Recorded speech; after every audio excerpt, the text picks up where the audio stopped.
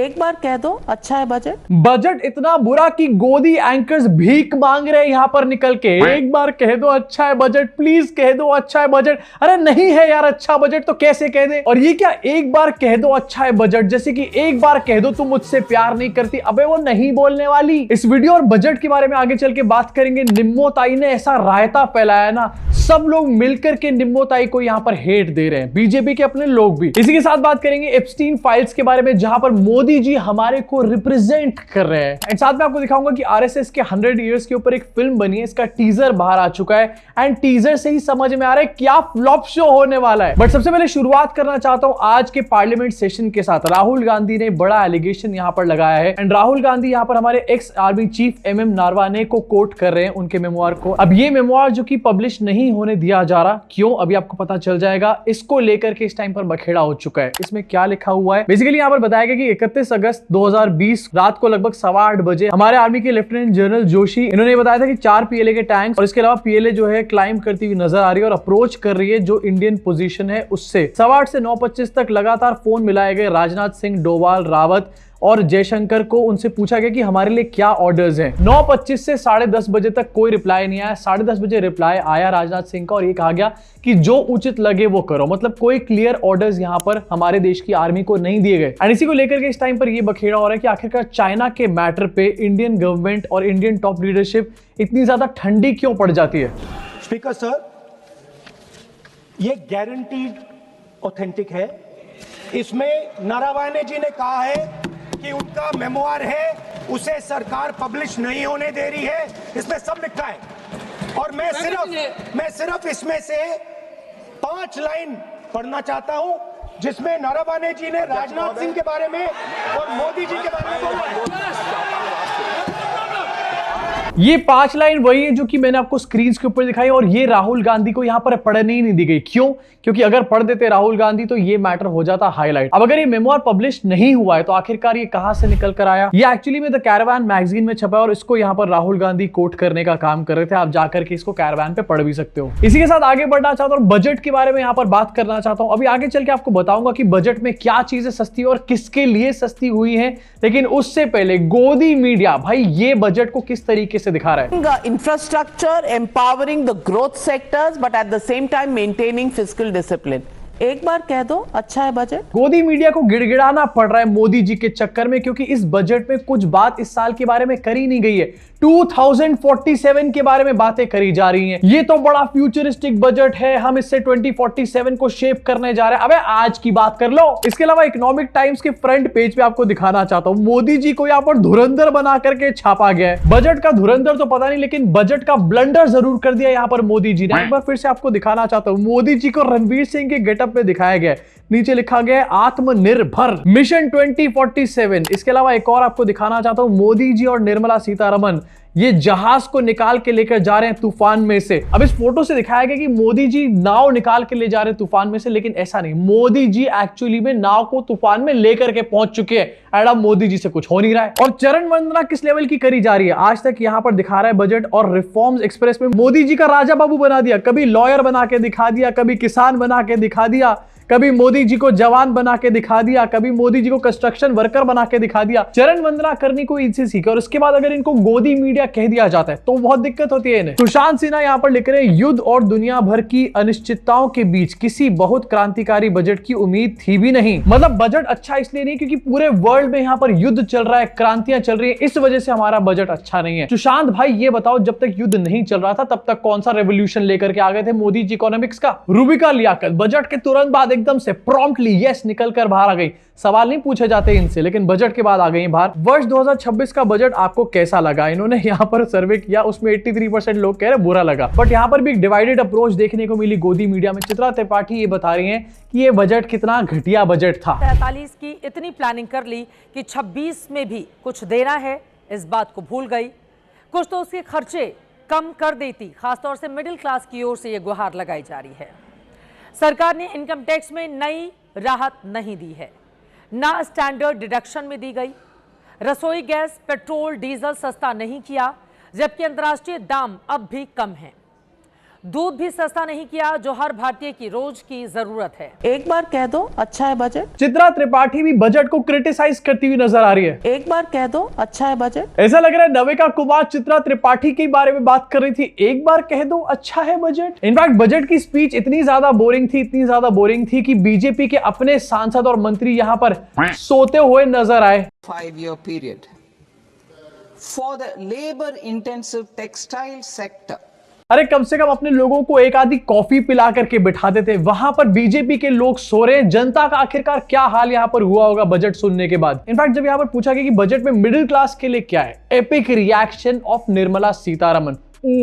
और दूसरा अभी मैं एक शो करके आया हूं, उसमें लोग पूछ रहे थे कि मिडिल क्लास के लिए बजट में क्या है, बजट में क्या है।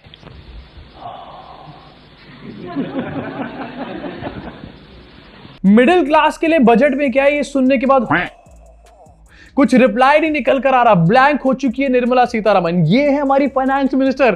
क्या कर रहे हो भाई तुम लोग, किसको वोट करके भेज दिया। और एक्चुअली में बजट में यही हुआ है, अमीर लोगों को इंसेंटिव मिले, गरीब लोगों को फ्रीबीज मिल जाएंगे, लेकिन मिडिल क्लास को क्या मिला है बजट में ना तो टैक्स में रिलीफ मिला है, ना कोई डिडक्शंस मिली है, ना कोई हैप्पीनेस मिली है। अगर मिला है तो सिर्फ बजट में एक्चुअली में क्या मिला है, इसके ऊपर भी जरा आपका ध्यान डालना चाहता हूं। यहां पर टीसीएस यानी कि टैक्स कलेक्टेड एट सोर्स को यहां पर कम कर दिया गया, 2% कर दिया गया है। इससे क्या होगा ये सिंपली आपको समझाना चाहता हूं। इससे आपके जो फॉरेन ट्रैवल्स हैं उसके खर्चे कम हो जाएंगे।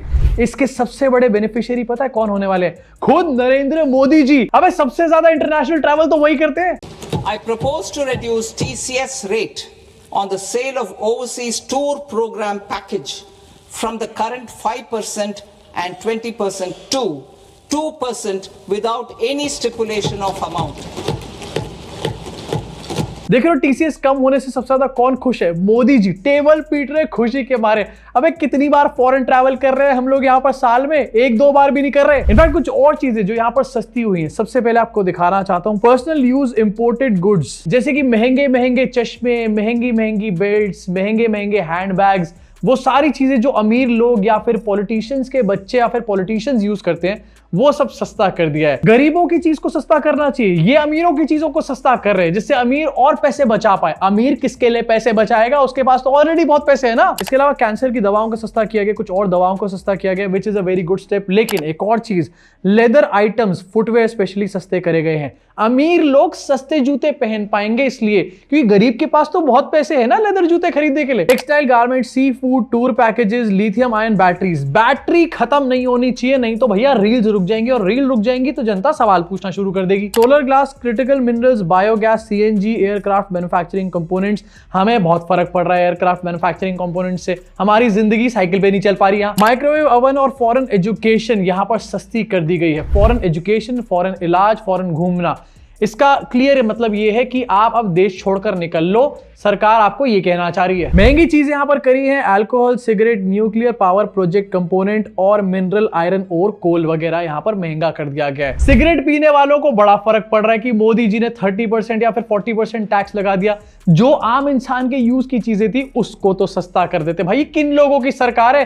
क्लियरली अडानी अंबानी। अभी बजट इतना ज्यादा घटिया था कि पहले तो ये कहा गया कि स्टॉक मार्केट को ओपन रखा जाएगा क्योंकि भैया वो ऊपर चला जाएगा, हमारी वाहवाही होगी। लेकिन हुआ क्या? स्टॉक मार्केट क्रैश कर गया। भाई इससे अच्छा तो बंद ही रख देते तुम उस दिन। स्टॉक मार्केट बुरी तरीके से क्रैश किया और 1800 पॉइंट तक यहां पर नीचे गिर गया। लोगों का हजारों लाखों करोड़ डूब गया यहां पर मार्केट के अंदर। गोल्ड के प्राइसेस नीचे गिर गए, सिल्वर के प्राइसेस नीचे गिर गए, क्रिप्टो भी नीचे गिर गया, सब कुछ नीचे गिर गया। बस मोदी जी का फॉरेन ट्रैवल सस्ता हो रहा है यहां पे। इसके अलावा सपने सुहाने यहां पर दिखाए गए हैं। बड़ी बड़ी रोड्स बना देंगे, नए नए कॉरिडोर्स बना देंगे।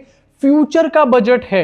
अबे जो एग्जिस्टिंग रोड्स हैं उसमें गड्ढों को सॉल्व कर दो, उसके गड्ढों को भर दो, बाद में बनाना बड़ी बड़ी रोड्स। और मोदी जी ने भी कहा है ये तो 2047 का बजट है, विकसित भारत का बजट है। अगर 2026 में हम 2047 का बजट बना रहे हैं तो 2026 का बजट कब बनाएंगे? ऐसे तो 2026 का बजट हमारे को 10 साल पहले बना लेना चाहिए था, लेकिन तब हम बात नहीं कर रहे थे इसके बारे में। एक तरीके से यहाँ पर गवर्नमेंट ने गिव अप कर दिया कि इस साल तो हम कुछ कर ही नहीं सकते, हमसे उम्मीद ही मत रखना, इसलिए हमने इस साल का नहीं 2047 का बजट बनाया है। हम में से कितने लोग जिंदा होंगे 2047 में किसी को पता नहीं, खास तौर से ये संगी बुड्ढे ये होंगे कि नहीं। इसके अलावा एक बहुत इंपॉर्टेंट चीज आपको दिखाना चाहता हूं। एलोकेशन जो करी गई है उसमें 1102 करोड़ रुपए एलोकेट किए गए मिनिस्टर्स की सैलरीज के लिए, स्टेट गेस्ट के एंटरटेनमेंट के लिए और एक्स गवर्नर्स के लिए 1100 करोड़ रुपए मिनिस्टर्स की सैलरी वो आपकी और मेरी जेब से आएगी। लेकिन अफसोस ये मिनिस्टर्स काम हमारे लिए नहीं करते और सवाल इनसे पूछ लो तो हम लोग जो कि इनको सैलरीज देते हैं वही एंटी नेशनल हो जाते हैं। देख रहे हो क्या आयरनी है। इनफैक्ट एक वीडियो आपको दिखाना चाहता हूं जो कि सही तरीके से समराइज करती है कि ये बजट एक्चुअली में क्या लेकर के आया हमारे देश के लिए। To create a globally competitive container manufacturing ecosystem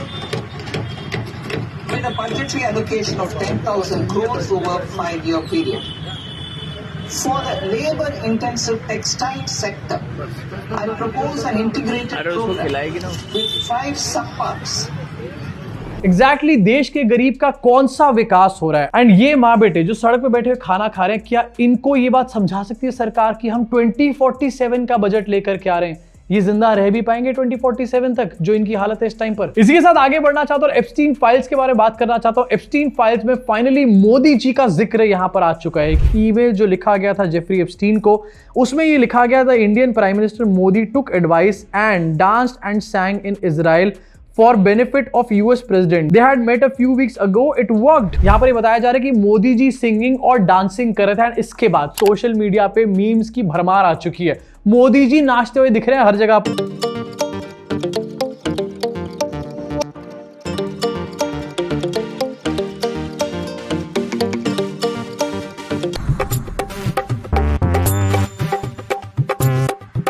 इसके अलावा एक और चैट भी लीक हुई है अनिल अंबानी की एंड यहां पर भी नरेंद्र मोदी के नाम का जिक्र होता है। यहां पर चैट में अनिल अंबानी लिखते हैं कि hello was in Delhi, leadership would like your help for me to meet Jared and Bannon ASAP, please advise, likely visit to DC by PM in May to meet Donald, also assistance on that। नीचे reply आता है chat letter question mark. लेकिन अनिल अंबानी का ये message Epstein files में आखिरकार कहां से निकल कर आया एंड एप्स्टीन के साथ मोदी जी का नाम जोड़ रहा है। जेफरी एप्स्टीन जो कि बच्चों के साथ उल्टी सीधी हरकतें करता था, क्राइम्स करता था बच्चों के साथ एंड बहुत ही डिस्टर्बिंग फोटोज है यार जो रिसेंटली निकल कर सामने आई है। लिटरली तुम लोग उल्टी कर दोगे जेफरी एप्स्टीन की वो फोटोज देख करके बच्चों के साथ एंड मोदी जी का उसके साथ नाम सामने आ रहा है। इमेजिन करो इन्हीं एप्स्टीन फाइल्स में अगर किसी और विपक्ष के नेता का नाम अभी तक सामने आ चुका होता तो अभी गोदी मीडिया, बीजेपी आईटी सेल कैसे हल्ले मचा रहा होता। लेकिन अभी गोदी मीडिया इसके बारे में बात भी नहीं कर रहा है। ये है हमारे देश की मीडिया की रियलिटी। इंडियन गवर्नमेंट का रिस्पांस इसके ऊपर निकल कर आया कि भैया ये तो झूठे लोग हैं, ये तो चोर मक्कार किस्म के लोग हैं, इनकी बातों में कहां आ रहे हो, ऐसा कुछ भी नहीं है, मोदी जी का कोई भी रिलेशन नहीं है इस पूरी चीज के साथ। लेकिन इस रिस्पांस की प्रॉम्प्टनेस इतनी भयंकर थी,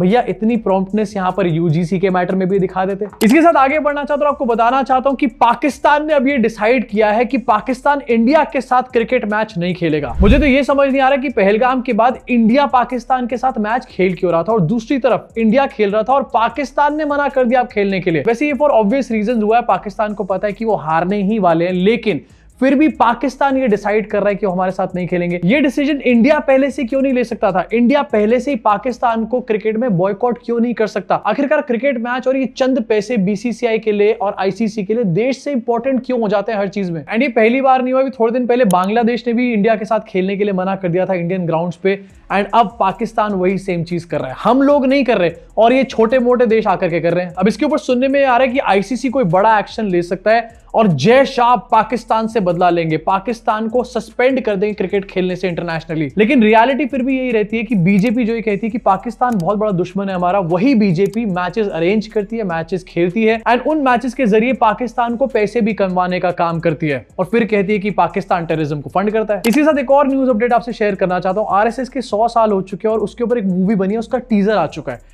एंड ये टीजर एआई से बनाया गया। मतलब यहां पर इतनी भी एफर्ट नहीं करी जा रही कि आरएसएस के ऊपर एक रियल फिल्म बन जाए। देख रहे हो आरएसएस के दिन कितने ज्यादा खराब हो चुके हैं मोदी राज में। अब ये टीजर जिसमें ऑब्वियसली हिंदू मुसलमान करके दिखाया हुआ है, ये एक एआई जनरेटेड टीजर है। मुद्दे असली नहीं उठा सकते लेकिन कम से कम फिल्म तो असली बना लो। एआई पे फिल्म बनाएंगे और चलाएंगे। अपने भक्तों को अब एआई से बेवकूफ बनाया जा रहा है। अब इसके बारे में आपका क्या सोचते हैं नीचे कमेंट सेक्शन में भड़ास को जरूर निकालना। मैं आपसे मुलाकात करूंगा इस चैनल के अगले वीडियो में।